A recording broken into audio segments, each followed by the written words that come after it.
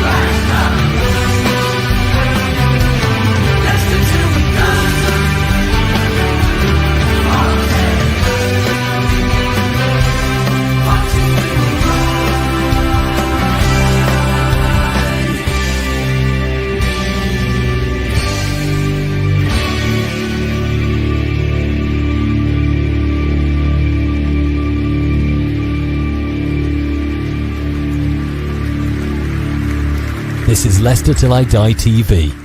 Watch and subscribe on YouTube and listen on your podcast platform.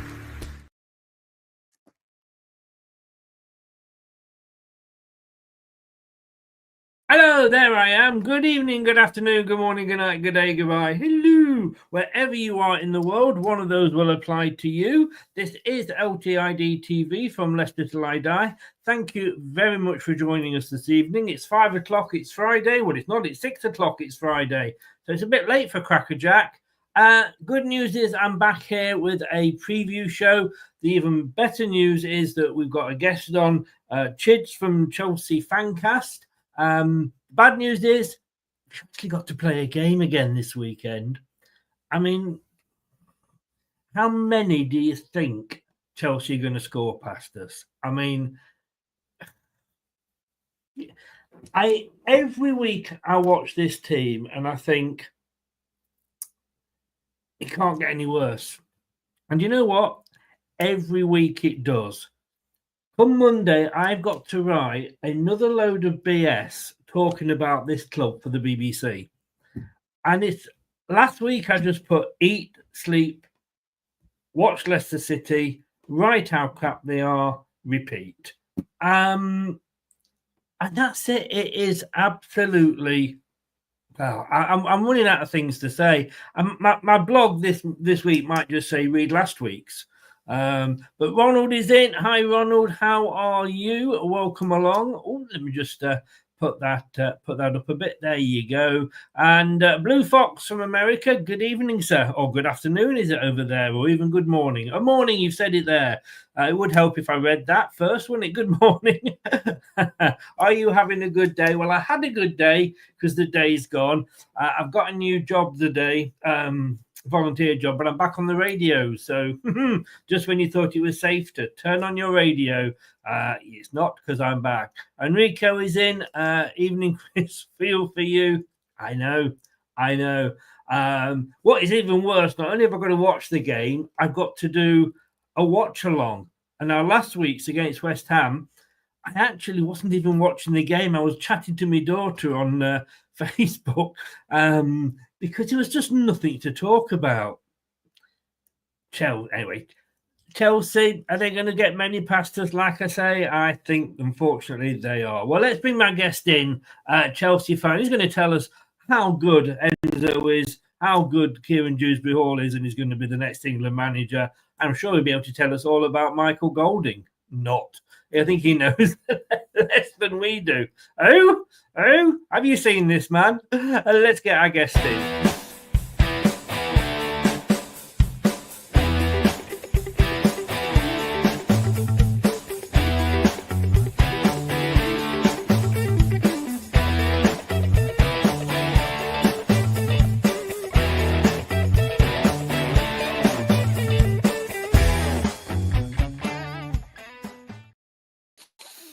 Kids, a very good evening to you. I'm worried that I'm not saying it right, but a very good evening to you. You were bang on. Nice to see you, Chris. Good evening. Well, you say good. Sorry, yeah, it's good because the football hasn't happened yet. This is true. At least I can enjoy my Saturday. Yes. At least I can watch Match of the Day on the BBC without crying into me soup, as I always do.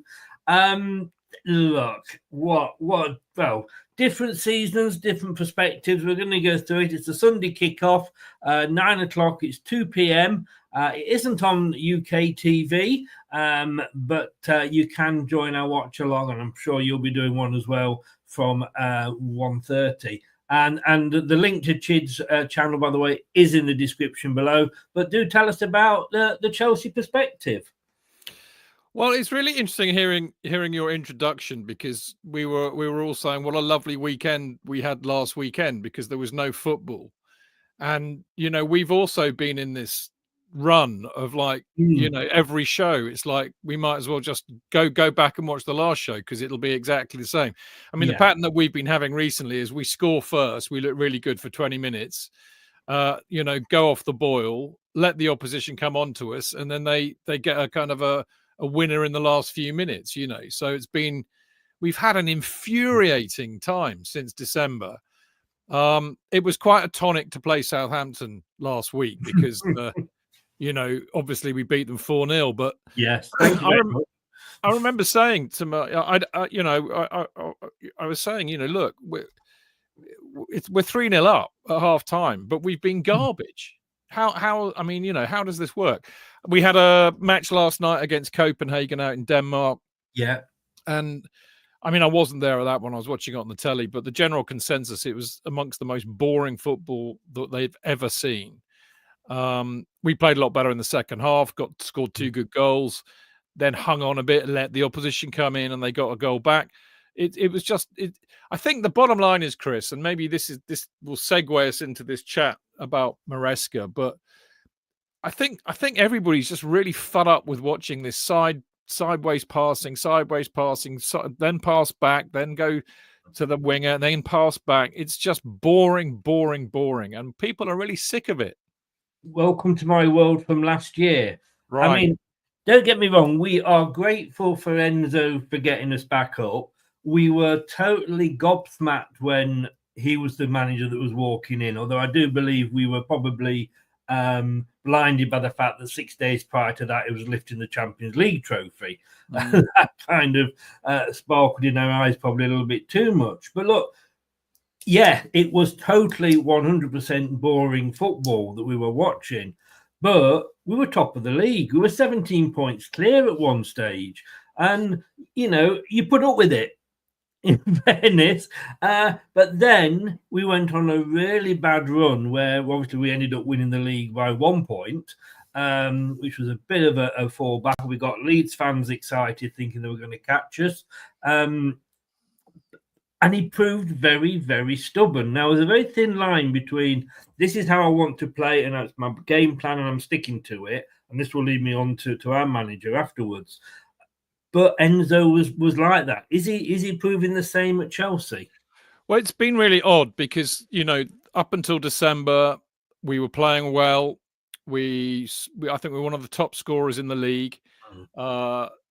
And we were winning, and at one point, I think just before the draw with Everton in early December, we were second and we could have gone top if we'd have beaten Everton. Yeah. And then since then, it's all absolutely gone to shit. I mean, basically, a lot of people are wondering if his comments to the media about we're not good enough to win the title, don't be so stupid, or words to that effect, got into the players somehow. I have another theory, which is very hard to prove, but it's a theory that the players were still very much playing the kind of football that Pochettino had got them playing towards the end of the season. I mean, if you remember, last season we were pretty awful for the first, for the first kind of 4 months of the season, and then basically Pochettino really only had a fit 11 players, so he had no choice. So he just put them in, stuck with them, and it all suddenly gelled, and they started playing really, really well. And I think, from that period between January and the end of the season, nobody won more points than we did. So, we finished the season well, started it dreadfully. And a lot of us are beginning to wonder whether the players were still kind of playing in the way that Pochettino had them playing. And the more that Maresca gets into them in terms of the style of football he wants to play, the worse we have become. because it's been turgid. And Mm. you also then have to factor in other things like the fact that, I'm no doubt you hear if you listen to the radio and stuff, it's full of kids. There's no experience. There's no leaders. We don't have a decent goalkeeper. We don't have a decent striker, etc., etc., etc. So you combine all of those things, and I think that's what you got in December and January, and pretty much most of February. Honestly, you could be, a Leicester fan talking last season. Well, that's what worries me. Yes, yeah, exactly. I mean, we said that if we went up, and we obviously didn't want Enzo to leave, but look, we understand when a club like Chelsea comes knocking, you've got to go. Because if he'd stayed at Leicester and we would be where we are now, Chelsea wouldn't then come knocking for him. So you have to go for these jobs when they come along. We get that. As annoying as it is bloody annoying, but, there's a hierarchy in football. If Real Madrid came knocking for Enzo, we'd probably do the same to you. But we said at the start of the season that we had not got the players to play this style in the Premier League. And that if we had Enzo playing that way, we thought we would be lucky to get 17th. I mean, we thought we were going to get a points deduction, etc. at the time. Yeah. But, we couldn't see how we would survive easily in the Premier League playing that type of football. And Ruud's come... Well, and that was the problem because, he had to change it completely to what had been played before that under Brendan and under Dean Smith. It was a totally different style. It kind of, because they worked for the majority of the season, but he wasn't able to sort of have a plan B, if you like. But it was just that plan A in the Championship was working well. And the problem is, all these managers, I don't know if you'll agree with me, they all have this sort of idea of Pep ball. We've got to play Pep ball. Yeah. It's not even working for Pep this season. No, it's been found out, Chris. It's been found out. Yeah, I mean, I'm sick to death. I mean, because we tend to have a lot of possession. I mean, some might argue it's pretty meaningless possession when you're just passing sideways and backwards. But we have a lot of possession, and I think inevitably that means we tend to play with quite a high line. So it's easy for teams to just ping a ball over the top. If they've got a nippy winger or striker who can actually finish, it leaves you very open at the back. Yeah, and that's exactly what's been happening. I mean, if I have any sympathy for Maresca, and the more this goes on, the less sympathy I have. But if I have any sympathy for him, we've lost some really important players that could have helped this season. So Fofana, who you will know well, of course, we lost. Yeah, I don't blame you. I mean, I think he's an excellent player, but he is. Yeah, he's very, very injury prone. We lost him, I think, in October, but he made a big difference to the way we played. Lavia, I think, is a much better option in midfield, and he would certainly allow Fernandes to go further forward. So he's been a big miss. And, more recently, we've been really missing Jackson, who, he kind of splits opinion at Chelsea because, he's a kind of striker that scores 1 goal in every 5 chances. So not good enough in that respect. Yeah. But actually, he brings a lot to Chelsea's game because he runs between the lines. He can go off the shoulder of a defender. He will bring other players in. And I think he worked very, very well with Palmer. I think it's noticeable that Palmer's form's dropped considerably since both Jackson and Madueke have been out injured. So, I have sympathy with Maresca for that. But, number one, this rigid style he makes them play is just turgid. And secondly, I mean, the selection he made last night against Copenhagen beggared belief. I mean, he had left backs or right backs playing as left wingers. Dewsbury Hall was on the left.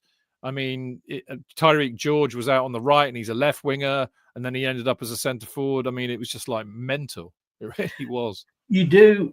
And I'm not being awful here, but please bear with me if I don't have sympathy for you for not having some of your best players available when you've probably got as many players as the rest of the league put together. But look at who they are. I mean, we don't have any world-class players. We don't have any leaders or experienced players. They've just ripped it all up, started again, and populated the entire squad with kids who are under 24. So, I mean, I'd rather have very few experienced players who have proven themselves in the Premier League than a squad of 40 players who are probably not good enough for it. Yeah, no, exactly. And, you can't, all right, yes, they may come good in time, but it's what's going to happen in that time that you're waiting. I mean, Ant's in from Ant's Leicester fan channel. Hi, Ant, mate. How you doing? Welcome along to the channel. He's joining us for the review of this on Monday night. This is going to be a painful watch. Oh, isn't it just? If you're into S&M, just watch this game on Sunday. We don't have any Premier League players, full stop. That is, again, true. The players don't seem to be able to play Rude style either. Evening all, hope you're well. I mean, the embarrassing thing is for us is that Rude's come along and he's trying to play the same way that Enzo was. But in the meantime, we had Steve Cooper who came in, who, again, played a completely different way, which, again, wasn't pretty, but I honestly think that was more likely to keep us up than Ruud van Nistelrooy. I mean, he came from Manchester United. I honestly think that he sort of blinded our owner with the fact of who he was and that we might get him as manager. He'd actually, in fairness, got more managerial experience than Enzo had when he took over Leicester. Yep. But those two games where we played him at Manchester United, well, that's what got him the job. Yeah. But he was playing against a really, really, really poor Leicester side. Steve Cooper may just have kept us up in 17th. Yeah. And I wanted him gone at the time. I mean, it's one of those be careful what you wish for, isn't it? But Ruud is just totally lost the fans completely. That old saying about, insanity when you're trying the same thing time after time and hoping for a different outcome. That just sums Ruud up totally. I'm not looking forward to it coming out in the paper, but I was interviewed by The Sun a couple of days ago for my thoughts on this. And that's not going to be good reading. Did I hear, though, with Enzo, a few murmurs of discontent in regard his actual position and that he could be on the verge of maybe being sacked? Well, I think there's definitely unrest with a lot of the supporters. And I mean, just to, carry on from what you were saying, I mean, I think, I don't know, maybe it's a generational thing. I mean, you and I are probably a similar vintage. But most of the people in my peer group just loathe philosophy managers. I just don't see the point. I mean, all this copying of Pep, which has been proven this season arguably to have been found out. But I hate philosophy managers. I like pragmatic managers. That's what wins you trophies and wins you cups. And I mean, we, for the last 20 odd years, all the managers that have done well at Chelsea have been pragmatic managers. But, is Maresca in danger? Well, as I said, the supporters, I think a lot of the supporters aren't having him at all. But I think the ownership have got no problem with him at all. I mean, I've heard reports that they see this is not just one season, it's a 2-season season, because basically we go from this season straight into the World Club Championship in the States and then back into the next Premier League season. So I think they've seen it as a 2-year kind of season, if you like. I think there's a suspicion from a lot of supporters, again, it's hard to prove, that they have got the kind of manager that they want, because the sporting directors have got this idea to play a philosophy of football, as has the owner. And they've got some, I mean, the guy has no experience. He was Pep's assistant after he got fired from Parma within 6 months. And I mean, as a Leicester supporter, go and read what some of the Parma fans said about him. No, you're right. Yeah. So, he goes to City where he's Pep's assistant. He has one season with you lot where he nearly blew it. And let's face it, you come down from the Premier League, so you had a better squad than most of the people in the division. So you should have walked it. Yes. And then he gets a season with us. I mean, he is, we see him as a championship manager who's won the lottery by coming to Chelsea. But I think the owners and the sporting directors see him as somebody who won't challenge them. This is why Pochettino left, because Pochettino was a proper manager. I mean, if you can take Spurs to a Champions League final, then you're nigh on a genius. So he had managed big clubs, he'd managed big players, he'd managed for a long time, he'd been relatively successful, and I'm used that term loosely as he was the Spurs manager, but he'd been relatively successful. He'd also been a great player in his own right. He was an international player for Argentina. And I just think that he got to the end of the season and said, okay, this is the kind of players that we need to take us on next year. We've done all right at the end of this season.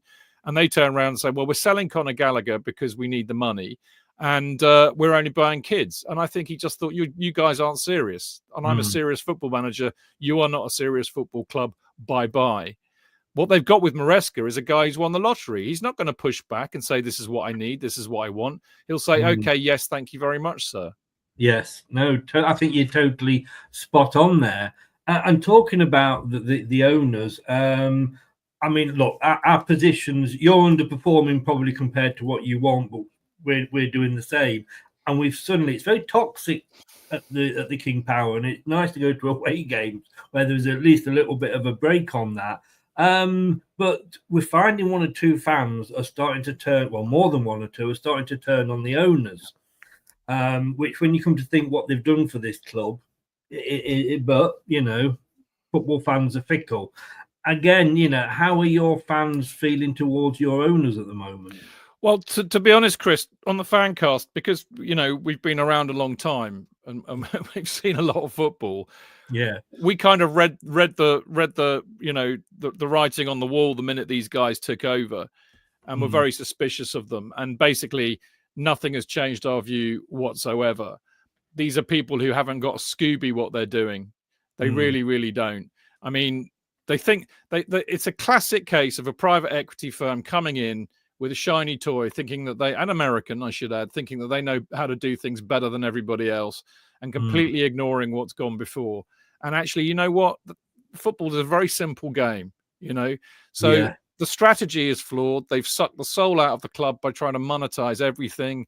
They treat us like customers, not supporters. They're increasing the ticket prices. They're reducing the number of general admission tickets in favor of corporate hospitality. They've employed two idiot sporting directors whose claim to fame was that they were a scout at Brighton and Monaco. I mean, I could go on and on and on and on. But people are beginning to wise up. People are beginning to see it. And I mean, again, if I have sympathy for Maresca, if Chelsea had phoned me up in June and said, would you like to be Chelsea manager, and here's several million quid a year and a 5-year contract, I'd say, yeah, no problem, mate. So I don't blame him for saying yes. So my finger of blame goes on the people running the club, and that's, in the immediate context, it's the sporting directors, and above that it's Bedad Egbali, because Todd Bowley is the one that the press, how stupid the press are. They're so behind the times. I mean, Bowley was very much in the driving seat in the first year of their ownership of the club, but he's backed off since then. All the key decisions are being made by Egbali, and he's, as I said, he thinks he knows better than everybody else. And I'm telling you now, he doesn't. We whether it's the sporting director or football director, they're the ones we like to have a go at. We've got the same with John Rudkin, our football director.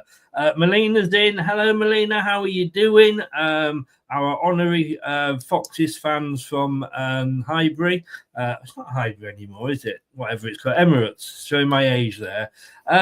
Look, if you thought you had it easy last time when you stuffed 4 past Southampton, you probably didn't see our game. Our game, first of all, I mean, like I say, I've seen so many games this season where I've said we can't play any worse, and then yes, we go and play worse.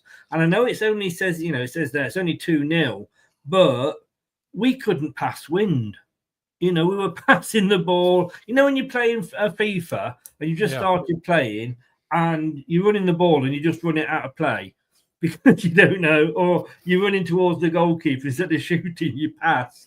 I mean, it was like watching one of those games because we were awful. We were playing the ball out. We'd got a defensive midfielder who didn't make one tackle or one block or one interception. The defence were awful. Well, how some of these players are getting games, I do not know. West Ham, 2-0, they were just coasting. Well, at 1-0 they were, to be honest with you. There was just no fight. If you thought the Southampton game was going to be easy, wait until you play us this time. Because if that game's anything to go by, you will absolutely muller us. Well, it's interesting. I mean, I think we all left the Southampton game, happy that we'd won 4-0, because, I mean, why would you not be happy if you win 4-0? Yeah. But I didn't think we played particularly well. And I think the overriding feeling I got was how absolutely awful Southampton are. And, I think I've said we're doing our show later, as you know, and I've asked the question, will Leicester be as awful as Southampton? Because if they are, we should pump you. But yes, we are. Things have, what it's like. You read the media, you get the pundits talking, and everybody's looking at Chelsea as the side that they were for the previous kind of 20 odd years. They're not looking at the Chelsea of the last 3 years. And I honestly, I go into most games these days and I'm never confident that we're going to win easily. I'm just not confident at all. As I said, we've still got a few injuries, which doesn't help, but it's just the mentality. It's the style of football. It's the way that they invite pressure. It's the mentality. It's the lack of leadership, So, I mean, if you scored an early goal, for example, we could be on for a real scrap, no matter how poor you think you are. If we score one early, again, we'll back off and invite you on. And you might, I mean, if you've got Vardy playing, he's a good striker. He can score a goal. Well, I mean, talking Vardy, he's coming up to his best before date. Best by, no, I was going to say, he's what was the sell by date, and then you got the use by date. He certainly maybe not got to his use by date, but he certainly got to his sell by date. We don't get the ball to him. We might as well not have a striker up there, because if we come past the halfway line into your half, we get nosebleeds and we go back. And if you go 1-0 up, you can invite us all you want. We ain't coming round. You know what I mean? Because that's how bad we are. The fact that we've got more points than Southampton, I don't know how. I mean, Southampton were 2-0 up against us earlier in the season and just blew it in the 96th minute. So I think you're going to have a pretty easy game, and you probably won't have to, like I say, get out of first, second gear. With a team that, if you've not scored for 10 games or you've not won for 6 games, we're the team you want to play, because we have wingers that go forward, but then I've got nobody to pass it to in the box or chip it into the box, so they end up coming back. Corners that end up back with the goalkeeper. I mean, it's just, I'm 60 odd now, 63, and I have never. Yes, I have known a team as bad as this, but I'm going back to the 70s and Frank McClintock as our manager. That's how far back I'm going since I have seen a team this bad. And for Rude to come out and say, well, we can do the Great Escape again. No, we fucking can't. I mean, when we did that Great Escape the season before we won it, we had players that would die for the club. That would go out, and we could see that they were trying, and we were only losing the game by the odd goal here or there. This team couldn't fight its way out of a wet paper bag. Yeah. They really, really couldn't. They're embarrassing to watch, I have to say. And the defence, how Wout Faes, I mean, he played for Belgium in the last international break, and a Belgian newspaper rated him 0. That's how he is. The only way I can describe Wout Faes is that he's actually taking up somebody else's oxygen. Vestergaard, you may have read it in the paper, took his dog into training this week. Yeah. Now, apparently, I didn't see it on the press conference, but apparently Ruud van Nistelrooy said that the dog is fit and available to play, and he would actually make a better fist of it than Wout Faes will. It's maddening. It really is, isn't it? And I mean, the reality is, I mean, for everything that I've said about our lack of experience and leadership, I think we've got some pretty good players, young, a bit raw, but there are some really good players there. I mean, Cucurella's a fantastic player. Caicedo's a really good player, actually. Fernandes has disappointed me a bit, but I think he suffers from the price tag. But he was pretty good when he came on last night. Palmer is exceptional. Neto's a good player. So we've got good players there. I just don't think this guy knows how to get a tune out of them. I really don't. I mean, one thing I would say is he's kind of lucked out over the last couple of weeks, because without Jackson available, he was putting in Nkunku as a number 9, and I think that Westergaard's dog would make a much better fist of football, playing football than Nkunku, because he just doesn't do anything. But he's changed it the last couple of weeks. He started it at I think it was the Villa game, but he put Neto effectively as the false number 9. And that seems to be working much better. Neto played very well against Southampton. Mind you, he had the freedom of Chelsea. But, you know, he made a much better fist of it than Nkunku, and he's a good finisher. So I think if he does that again with Palmer behind, you know, Sancho and Nkunku on the wings, then I would be about as confident as I can be at the moment that you'll get a similar outcome as we did against Southampton the other week. But I've no doubt about it, to be honest with you. And I'm just looking now. I mean, the last time we played, obviously the return of Enzo, you beat us 2-1. And you know, if you look at that, you're thinking, oh, that looks like it was a pretty tight game, but it wasn't. You had 64% possession. You had 16 shots to our 4, 7 on target to our 1. And this sums Leicester up for me. Is you had 38 touches in our box. We had 9 touches in your box. Now, we are a Premier League team, and I know we got relegated, but before that, we'd had 9 years in the Premier League. So, you know, we're not coming up like Ipswich, wet behind the ears. And yet, we are having 1 shot on target, 9 touches in the opposition box. That is embarrassing for a Premier League team. Would you not agree? I would, and it's exactly what it's been like for us as well. I mean, in the Copenhagen game, Copenhagen are no idiots. They've got some sort of European pedigree. But in the first half, we had 70% possession and we didn't have 1 shot on target. Wow. You know, I mean, we played better in the second half, but that's what we've been watching for ages. And I was at the away fixture up at Leicester earlier in the season, and that at the time was a very classic Chelsea performance. In other words, we pretty much monstered you for most of the game.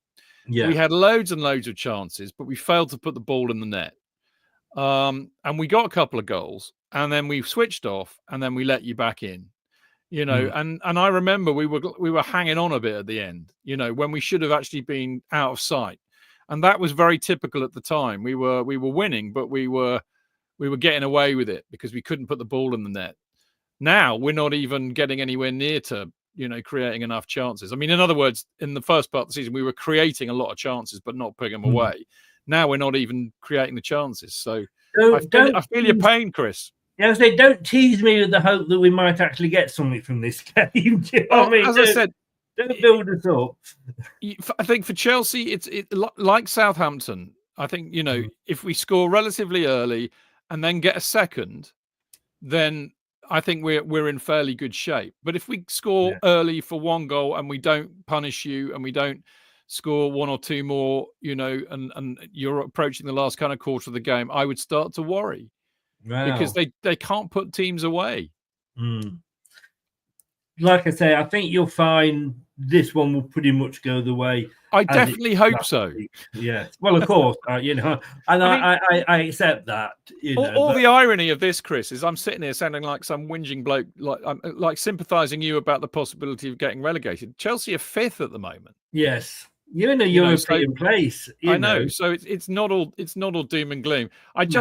And this is the thing, and I think a lot of an important point to make, actually, because I think a lot of opposition fans just think that Chelsea are a bunch of whiny, entitled brats. And I can understand that. But you've got to understand where we've been for the last 25 years and where we are now. And it's not just about, you know, where we are in the table and not competing for the title because we think we have a right to do that.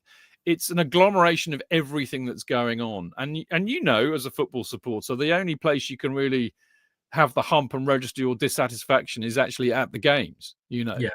So it's not just because we think we should be winning the title. It's everything that's going on that's making us feel like this. I understand that completely. And again, it's my turn to sympathise with you now because, you know, people have called Leicester fans entitled. And, it's not that we expect to ever win the Premier League again, but we've just dropped so far. But we did a Leeds. We tried to sail close to the sun, and we got burnt. But you just want, and look again. I'll take you back to when we had Enzo last season. You wouldn't have thought 17 points clear, top of the table. You would have thought everything in the garden was rosy. But so many people say, "Oh God, this is boring football. How we can't win like this? What's going on?" And we're saying, "I don't give a shit. We're 17 points clear." It doesn't matter how boring it is. But when you're playing like that and you're losing, then my God, it comes home and bites you on the bum. I'll tell you. But just brought up here your characteristics as per WhoScored.com. Your strengths it's got there. You're very strong at shooting from direct from free kicks, creating chances through individual skill. But one of your weaknesses, or your very weakness, is defending against skillful players. Yeah. Totally agree with that. You would agree, right? And set pieces, so corners. I mean, they bang on with that, aerial duels, avoiding individual errors. Stopping opponents from all of that is absolutely true, and they haven't put one of another ones in there is goalkeepers throwing the ball in the net. You haven't. Well, I mean, we don't have a decent goalkeeper. It'll be Jorgensen on Sunday, I'm sure, because he's kind of relegated Sanchez, who had the most errors leading to goals of any goalkeeper in Europe. I hasten to add, Jorgensen's not much better. I do believe that you will be having a certain Mads Hermansen in goal next season.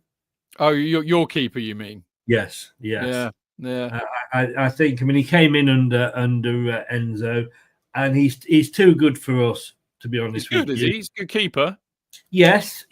I mean, he struggled under Ruud van Nistelrooy. He was out injured for a while, but in fairness, as I always say, with any keeper, you're only as good, really, as the defence in front of you. Well, yeah, I agree with that.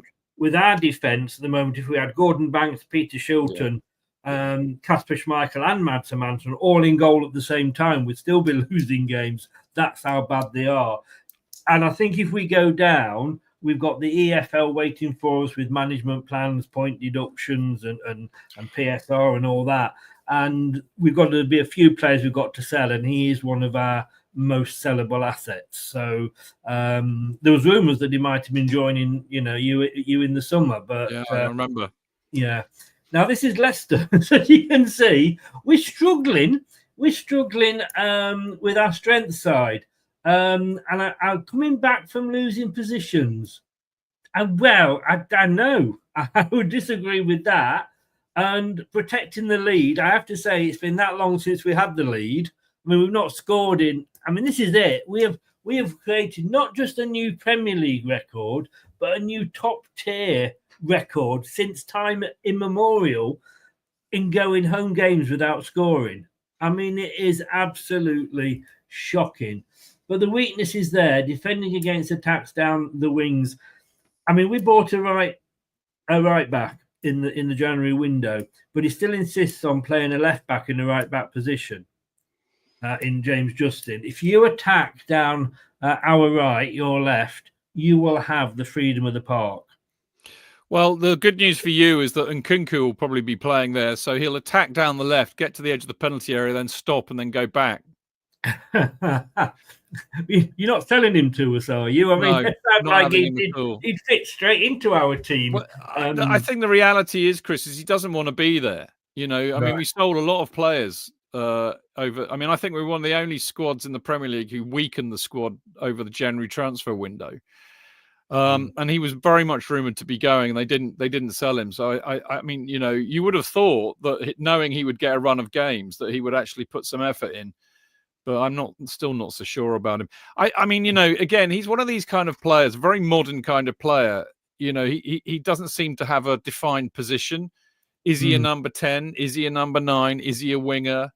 And I mean, I remember, before the transfer window, we had Palmer and Nkunku and Felix all playing together, and they all were trying to occupy the number 10 positions and getting in each other's way.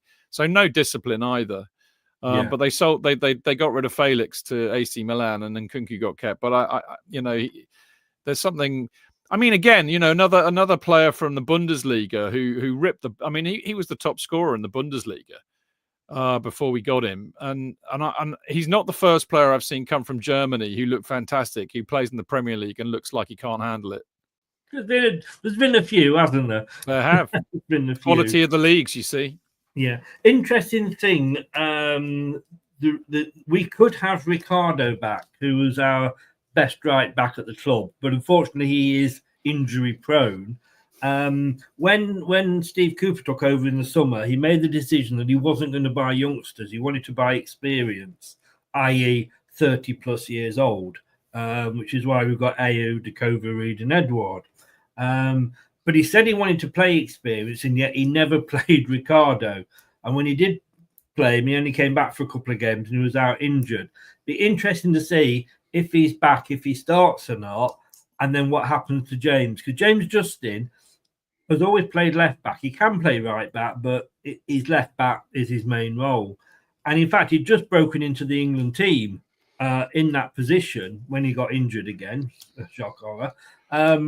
And he's been playing him on the right, goes and buys a right back, still plays James Justin on the right. And we've lost so many goals down that right-hand side. And this is what frustrates me. And you must frustrate it. As fans, you can see what's happening. But what is the man? Why can't he see it? You know what I mean? And Leicester's style of play there, attacking down the left, because we've got nothing on the right. Play with width, we try to. And playing in their own half. If you could actually sort of nip on the pitch before the start of the game and just move your goal into the centre circle, we might actually stand a chance of winning. Or, one of those games where they play across the pitch. Well, I mean, look, if that's all true, then, it sounds like Cucurella's been very good. He's the only one who seems to understand Maresca's kind of inverted fullback madness. And I think he's a very good player, actually, but he gets forward a lot and obviously down the left. So I can see that being quite profitable for him. I'm just worried about him and Valpes getting together. We might have to get a hairdresser on the pitch to separate the hair. That is the worry. And here's sort of your top players. Not surprising on goals. It's Palmer. Aggression, Caicedo, appearances, Palmer as well. Aerials 1, Colwell, assists, Palmer again, and your highest rated player this season has been Palmer. Yeah. Look, I know no team is ever a one-player team, and one player cannot make all the difference, whatever we think. Everybody was saying, wait till we get an Ndidi back, wait till we get Ndidi back. Ndidi came back, no difference. But are Chelsea relying too much on Palmer, do you think? I think that's certainly been true. It would be foolish to argue otherwise. But he's been off the boil, as I said. I do wonder if it has a lot to do with the fact that I think he linked up very, very well with Jackson and Madueke.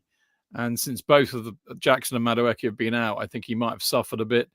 I also think he might be suffering a little bit from Maresca's coaching, the way he wants us to play. And he might just be in a run of bad form. I mean, I feel for him. He's a young kid and his rise has been meteoric until, a couple of months ago. And with all young players, what you tend to get is inconsistency. So maybe he's just hit a bad patch of form. I've got no doubt. I mean, he's a supremely talented player, but I think he should be given a lot more freedom. And I'm not entirely convinced he's been given that. The other thing is he tends to be playing more in the number 10 role, which of course you would say, well, naturally that's where he should play. But for most of last season, when he was absolutely tearing it up, he was playing on the right, and I think that gave him a lot more space. And this season, this is the great thing about the Premier League, Chris. There are no duff teams in there. They're all well managed. They know what they're doing. And they're all putting 2-3 people on him. They're all kicking him really early. They're all squeezing him so he doesn't get any space. So maybe he's struggling with that a little bit as well. But it's only, I think he's a classic case of form is temporary, class is permanent. Yeah, I mean, we had the same with Fatah when we expected him to sort of tear up the Premier League, but he's injured and he's out for the rest of the season. And that says something when he was hardly played by Cooper, but he's actually still our most top-rated player. Indeed, he's our top for assists, and he's been out for at least half the season. And Jamie Vardy, our top goal scorer, with 7. I mean, if he goes with what he's been playing quite a bit recently, which is to have Vardy one up front. Why? Because we never get the ball to him, and then he has Ayew and Dakova Reed either side as the wingers. That's an attacking forward line of 103 years old. Pretty good. I mean, they talk about the Chelsea pensioners. Yeah, you know what I mean, it's the Leicester pensioners. And you get to the point where everybody is getting so fed up with Van Nistelrooy that if he was, and he talks so much bullshit, he's saying like, "Oh, I'm going to bring these players in, and these players are going to be in my squad," and then we never see them. You know, it's just sort of, it's almost like just giving lip service. But you're also at the point where you're thinking, well, look, try the youngsters. If it doesn't work out, at least you'll have the credit for having the balls for trying something different. But look, you know, we're all managers, aren't we? Oh yes. But here's the recent form for yourself. West Ham, you lost. You don't like playing Brighton, do you? Well, I was there for the cup match, and we were pretty dreadful on the night. We threw that away because we scored first. So a classic kind of recent Chelsea score first and still managed to lose. I wasn't there for the league game. Going to Brighton once a season is more than enough in my book. Yeah. But that was one of the worst performances we've made in years, from what the people that were there were telling me. Against Villa, I thought we were much better. They basically put in a bit of a reaction to how awful they were at Brighton, and I thought we played pretty well. We deserved a point, but we just, Jorgensen threw one in basically in the last minute. So we were basically worth a draw there. I didn't think we played that well against Southampton, but they were dreadful. So 4-0, was an easy win. Copenhagen last night, absolutely turgid for the first half, as I said. Much better in the second. Because this is the thing. I mean, it's too slow. They move the ball too slowly. They need to take 2-3 touches all the time. So there's no urgency, which is why the supporters get the hump.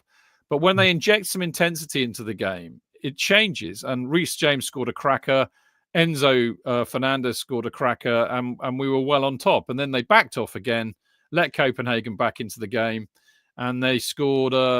They had a free kick from the left-hand side, beautiful ball into the box, and somebody, I don't know who it was who scored, but he basically was completely unmarked, came running in, and a really good header in, but poor defending. Nobody picked him up, nobody challenged him. Interesting thing there is it's the conference you're in, isn't it? So yeah, you've got us on Sunday, and then 4 days later you got the second leg, obviously against Copenhagen. Will that make any difference, do you think, in Enzo's team selection? I don't think it will. I mean, he's got players coming back. I mean, Fofana was on the bench. I think Lavia's nearly ready to play again. Jackson isn't Badia Shields back, so he played against Copenhagen. So I think he's got enough to rotate. I think the annoying thing is that we didn't put the tie to bed when we absolutely could and should have done. So and Copenhagen looked quite threatening actually. I mean, they had more chances than we did, I think. So he's going to have to play a reasonably strong side on Thursday, and then guess what? We've got Arsenal away at the weekend. But I think I hate to say this, but I fear a bit of a drubbing against that lot. I mean, we lost to them 5-0 last year. So I don't think it will make any difference. I don't think he'll be like resting players because it's Leicester. Right. And in my book, he shouldn't be either, frankly. I mean, what he should do is start with a really strong team, hopefully get 2 or 3 up, and then start resting players then.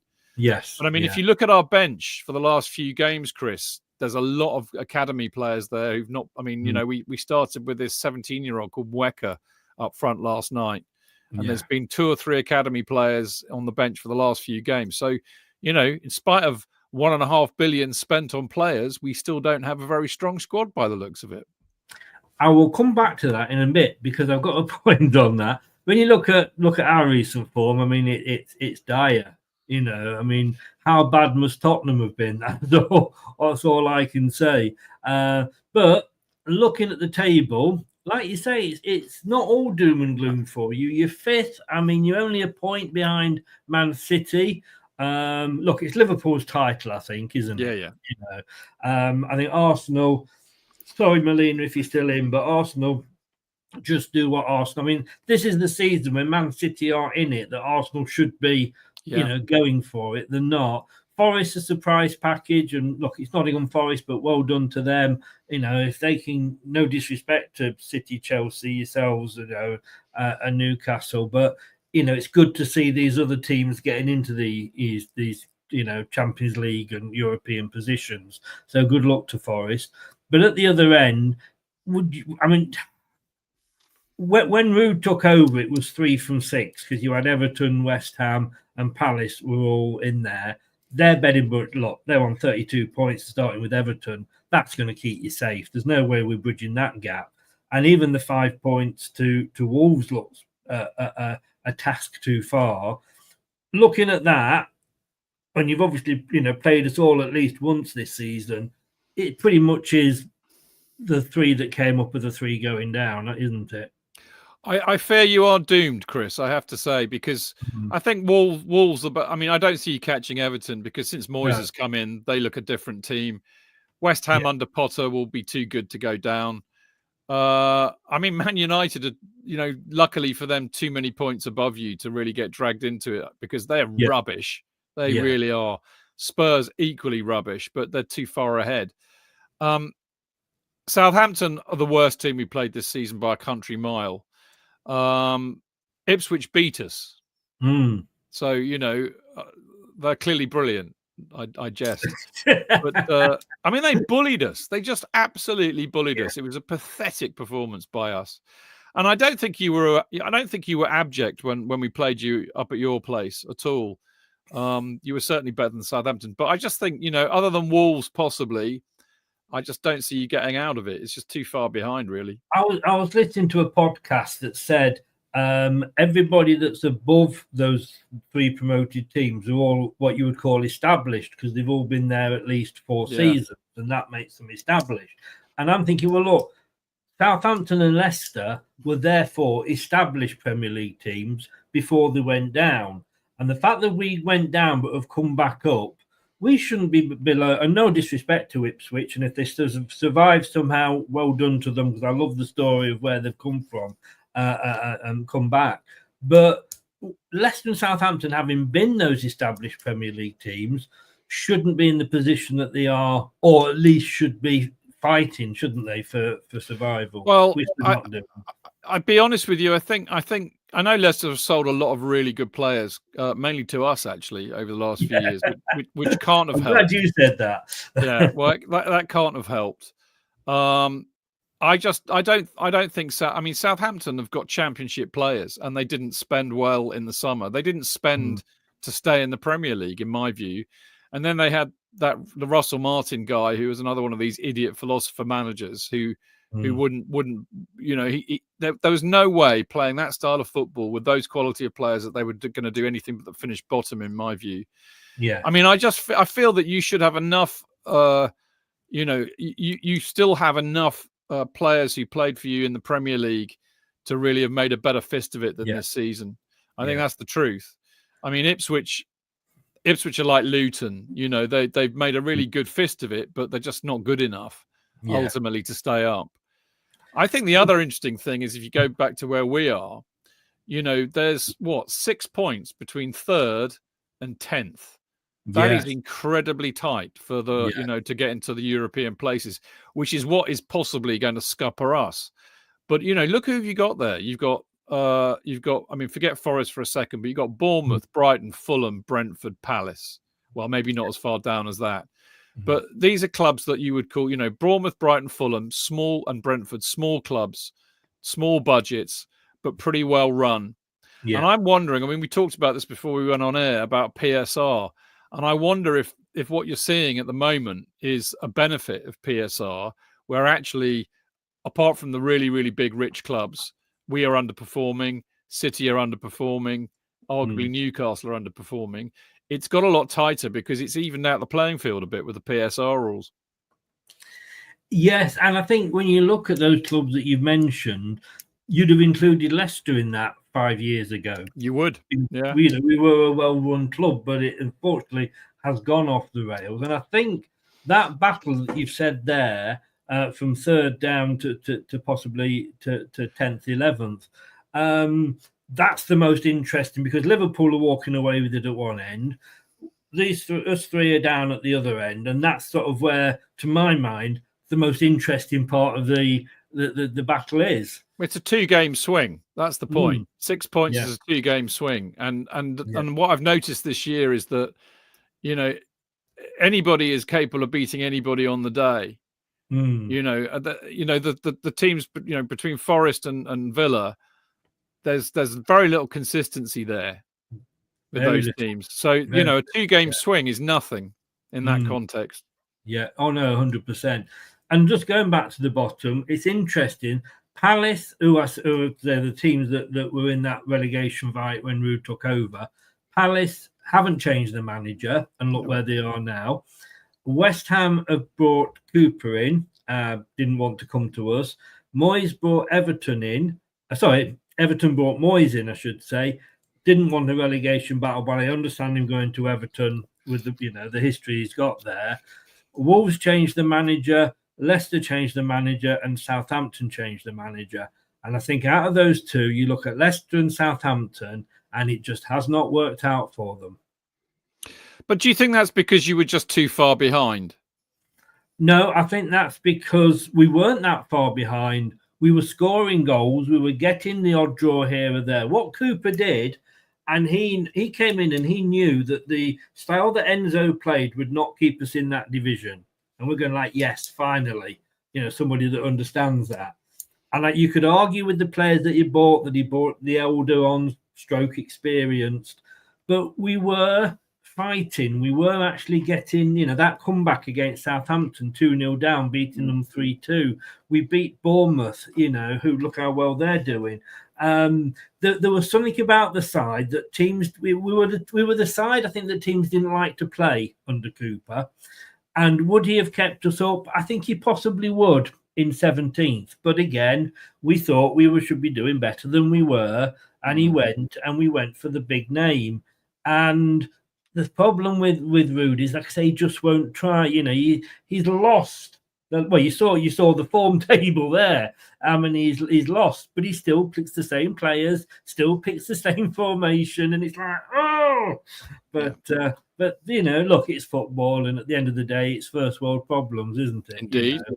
But I want to talk to you about a couple of players. I know one of them you're not so sure about, but honestly, I know next to nothing about Michael Golding, which tells me that was probably a decent youth player. But he was makeshift in the mate weight in the deal to get Dewsbury Hall to you. 30 million over 6-year contract, 5 million a year, and we played you 5 million for Michael Golding. Apparently he'd been on the bench. I think he may have got on the pitch in a League Cup game or something like that. We have not seen hide nor hair of him. Yeah. That's the thing, I don't think he's actually, and I know he's a youngster, but he's not even been on the bench at all this season, and we paid 5 million for him. But look, here in Dewsbury Hall, rumours that he might have been coming back in January as a loan, but we stuck with Edouard. We couldn't get rid of him. We'd love him back. He's obviously not going to come. Struggle for game time. What's it like at the moment? Is he playing well? Is he getting game time? Well, it's bizarre. I mean, I feel sorry for him, really. He's hardly had any game time. We kind of before Christmas had effectively an A squad and a B squad, or the dirt trackers as I called them, and he would change the whole team, and they would play in the Conference League matches, and we were winning 4, 5, 6 in every Conference League match. Dewsbury Hall played in a lot of them, and he scored a goal, and he was clearly so happy. He just wants to do well at the club, and you've got to love him for that. But he just looks totally out of his depth. Right. He just looks totally out of his depth. I mean, he's a busy player. I think he's got pretty solid technique, but we just sit there going, well, what does he do? You know, he doesn't really do anything. He doesn't really have any impact on games at all. And he looks a bit lightweight. And Do you think it's a case of, the big fish in a small pond? Yeah, maybe. A small fish in a big pond. Maybe. We the suspicion was that he was brought over to keep Maresca company in some sort of bizarre way, but he's been so ineffectual for us. He really has. And as I said, I don't like getting down on players, and I think he's clearly a lovely lad and he wants to be a success there, but I just don't think he's good enough, Chris. I really don't. When he played last night, and everybody was saying, well, what's he do? He doesn't really do anything, so it's a shame. I mean, the other thing I think that irritates supporters is that we let Conor Gallagher go last summer, who was at the time the captain, was from the academy, was statistically, which I know is beloved of the kind of people that run football clubs now, statistically he was one of our best players last season. He was a fighter. There was so much we had to love about him. Okay, he wasn't like a YouTube player. He didn't have clever flicks and a massively brilliant technique, but you can't have a team of 11 players like that. No. You need somebody who's going to do the dirty work, and he did. And we sold him, and suddenly Kieran Dewsbury-Hall turns up. It's like, what? Seriously? Interestingly, because I'll just quickly want to armchair. You can't say Cooper would keep us up. You'll never know. No, I can't. But what I can have is an opinion, and that was my opinion, that he may well have kept us up, albeit in 17th. I can't say that he definitely would, but in my opinion, and that's what these shows are about, is opinions. That's what football's about. So I get what you're saying, but in my opinion, he may have kept us up. Just going back to sort of Kieran Dewsbury, it was interesting that it was said we're 40 million short on, 35 to 40 million pounds short on PSR for the when we came up. And it's interesting that you paid us 10 million for Enzo, and then 30 million for Kieran Dewsbury-Hall. And we actually said at the time, like, was this sort of like, well, yeah, you can, if you're going to take Enzo, you've got to buy Kieran Dewsbury-Hall so we can balance the books. Not that I'm a conspiracy theorist at all. I mean, judging from how he's been used and how ineffectual or ineffective he's been, it does seem to point to it was a PSR deal that was going on there. And it's not the first time we've done it. I mean, I think we did it with Villa for Chukwuemeka and Kellyman. So they're clearly doing a lot of these kind of things. And I think with Michael Golding going back as well for the other way, right. 5 million, it does smack of that. And I think with Kieran Dewsbury-Hall, I think it was a case of big fish to small fish. And I mean, Chris, was he any good for you last year? Yes, he was. He was our player of the season, or one of the players, that was up for player of the season. I think it probably went to Winks in the end. But look, he was a Leicester lad. He didn't, want to leave. But look, you're talking about a squad that is a lot of a lower standard than Chelsea. You look at the players you've got, you look at the players we've got, that can't be disputed. But he gave it his all. He was busy. He was certainly was one of our top goal scorers. He was allowed to attack, and the way that Enzo used him there. But we said when he went, we said bench warmer. That's what we all said with him. You were right. And I think that has been proved. I want to just very quickly, we're coming towards the end now, just to quickly say this. I got this some news thing. I can't remember what it was. Chelsea's squad at the end of the 2024 financial year was the costliest ever assembled, according to a new UEFA report. The Big Spending Blues squad was worth an astonishing £1.39 billion, 166 billion euros, eclipsing the previous highest record by Real Madrid in 2020, which was £1.12 billion. I mean, and I'm not just saying Chelsea because Man United have done it and what have you, but football itself is just getting absolutely ridiculous, isn't it? Well, it is, but the devil is in the detail there, Chris. I mean, when Roman came in, he spent an astonishing amount of money very quickly. But what he did was he bought established, a lot of world-class players, actually, or players who were about to be world-class. He got the best manager in the world. He got one of the best chief executives in the world. So he spent a lot of money on buying the best. Yeah. We spent a record amount of money, and I cannot say in all honesty that they've spent it on the best. They've spent it on, to be kind, potential. But there are players there that are just awful, absolutely awful, bloody waste of money. And I think this is another thing that grinds Chelsea supporters' gears, because, they spent all of that money, and yet we don't have a decent goalkeeper. We don't have a leader at the back or a decent centre back. We don't have a 20 goal a season striker. If you're spending 1.66 billion, you should have been able to have spent some money on buying a 20 goal a season striker and a decent goalkeeper, a world-class goalkeeper. They've not spent the money wisely at all. And it's shocking. And another thing, when this lot bought Chelsea, we were the current world club champions. Okay, we hadn't competed in the Premier League for about 5 seasons. Well, we're still getting in the top 4, but we didn't look like winning the title. But really, they only needed to make, a few tweaks here and there to strengthen the squad where it needed to. They didn't need to tear it all up, get rid of everybody, and start again and just buy kids who are under the age of 24. Absolutely mad. Was that a mistake? I think it was, wasn't it? Of course it was. But Tuchel probably, precipitated that by saying, I'm not going to even speak to you lot because you're a bunch of idiots. Anybody, any serious football manager will not come to Chelsea Football Club while these guys are in charge, because they're clueless.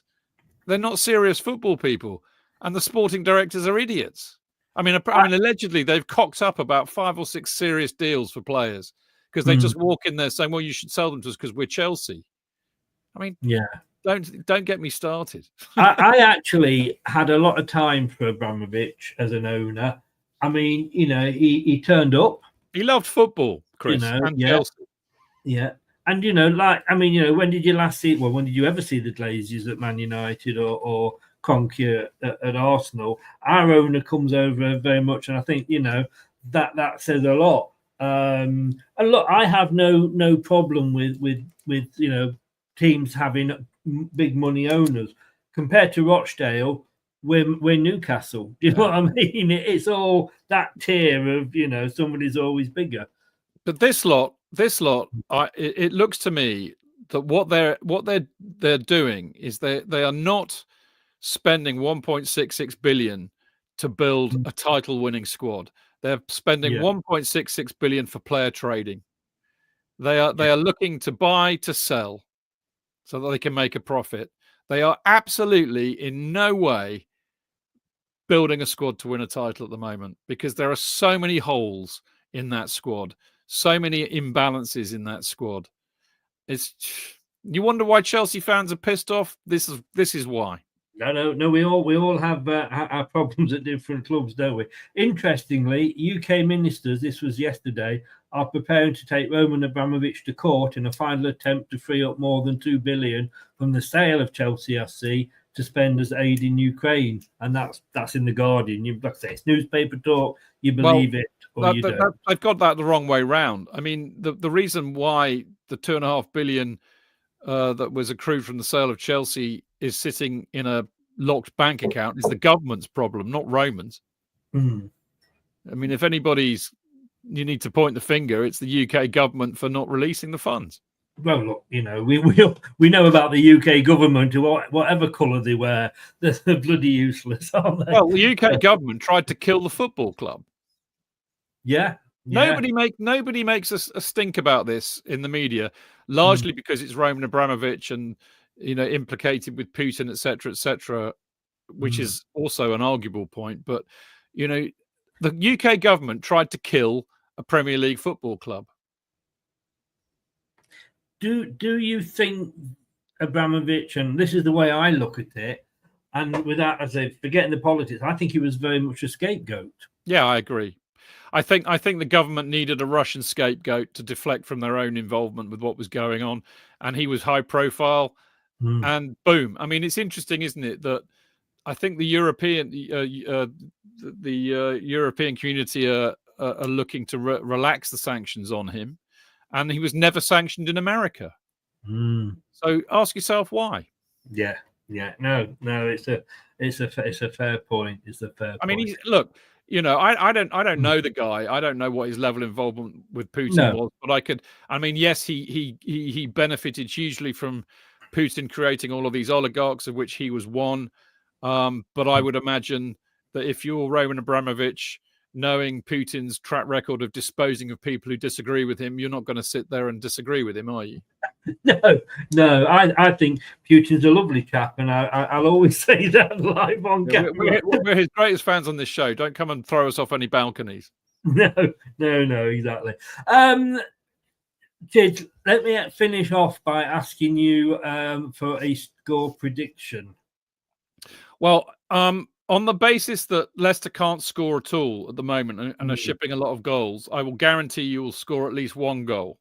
But I do think, you know, at the end of the day, unless we play like absolute muppets and you have a collective worldie, we should hump you. But I don't think it'll be as much of a humping as it was against Southampton. So I shall go 3-1, and I think it might be a lot closer for most of the match than it should be.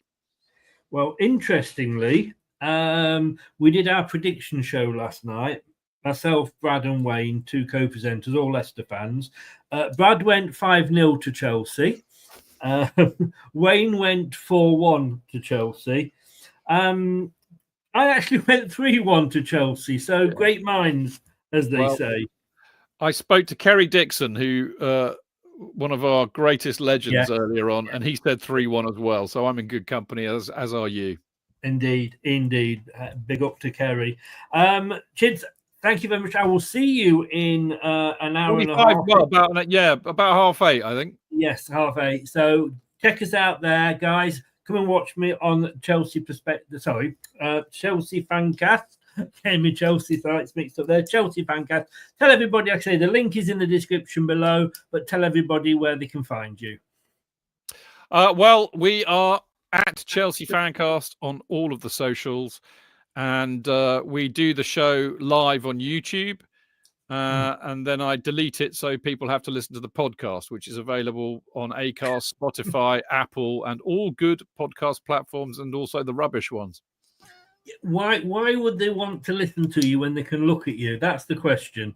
Yeah, but you know, I can't stand YouTube. I like radio. I like the radio aspect of it. We started as a podcast 17 seasons ago, Chris. Wow. That's where my heart is, but I've been bullied into having it on YouTube by these, you know, the young'uns. But so I punished them by saying you can only get it live, and then that's it. So that's it. Yeah, it goes down.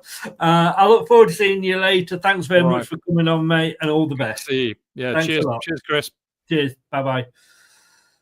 Oh, thanks very much there to Chids. Chelsea Fancast. Like I say, the link is in the description below. And yes, he was saying about that they're going to hump us and what have you. But let's be honest with you, he's true.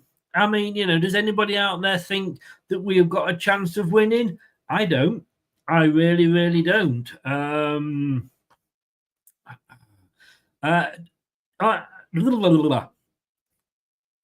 Will they sack Enzo? We asked that earlier.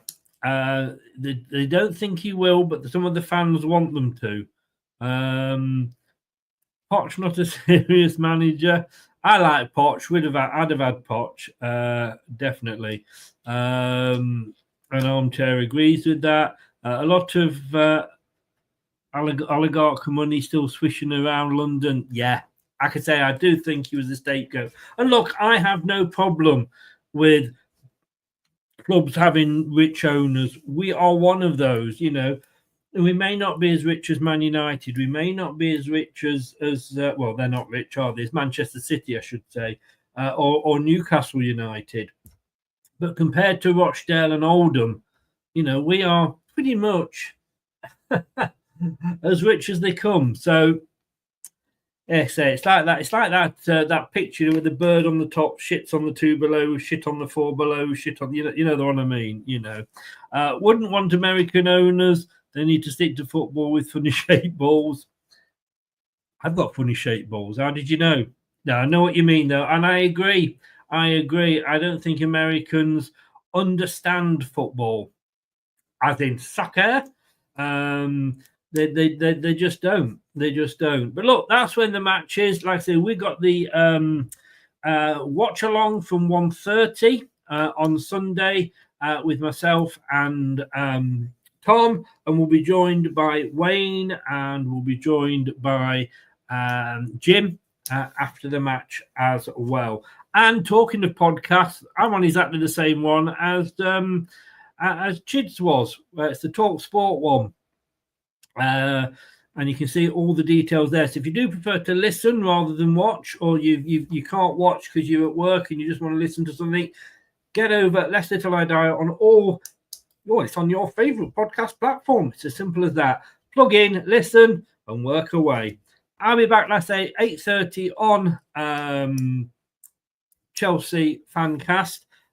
Do come and join me there. Give me some support. I have a feeling I'm going to be outnumbered.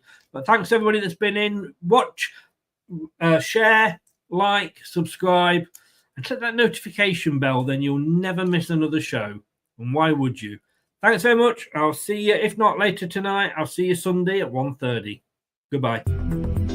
Thanks for watching. These videos are tremendous. You better like them too, or I'll be back. This podcast is proud to be part of the TalkSport Fan Network. TalkSport. Powered by fans. That will conclude this evening's entertainment.